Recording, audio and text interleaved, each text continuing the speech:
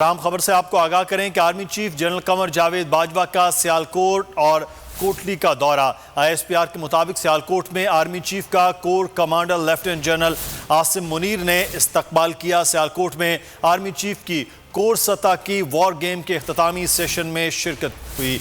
Army chief को मश्क से मुतालिक ब्रीफिंग भी दी गई। आर्मी चीफ ने ऑपरेशनल रिस्पांस की बेहतरीन मनसूबाबंदी को सराहा है। अहमद मंसूर हमारे नुमाइंदे इस वक्त हमारे साथ मौजूद हैं। अहमद मंसूर, आगाह कीजिएगा, मजीद इस दौरे से मुतालिक क्या अपडेट्स हैं?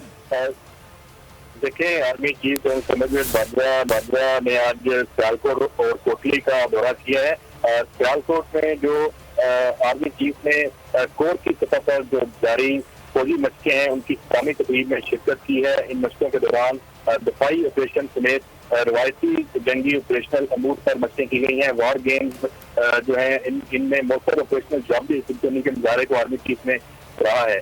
सियालकोट जब आर्मी चीफ पहुंचे हैं, core commander lieutenant general Syed Asim Munir ने इनका इस्तकबाल किया। बाद में आर्मी चीफ जनरल कमांडर गए हैं, वहाँ पर तस्वीरें जबल के नाम से फौजी मशकें जारी थी, वो कंक्लूड हुई हैं और इसकी इख्तितामी तकरीब में आर्मी चीफ ने शिरकत की है। इन मशकों का मुशाहिदा किया है। आर्मी चीफ को फॉर्मेशन की जो ऑपरेशनल तैयारियां हैं उनमें इजाफे के बारे में आगाह किया गया। मुख्तलिफ दफाई और जारहाना इस्तेमाल के पहलुओं पर भी ब्रीफिंग दी गई। आर्मी चीफ ठीक है, अहमद मंसूर हमें तफसीलात से आगाह कर रहे थे आर्मी चीफ के दौरे से मुताल्लिक।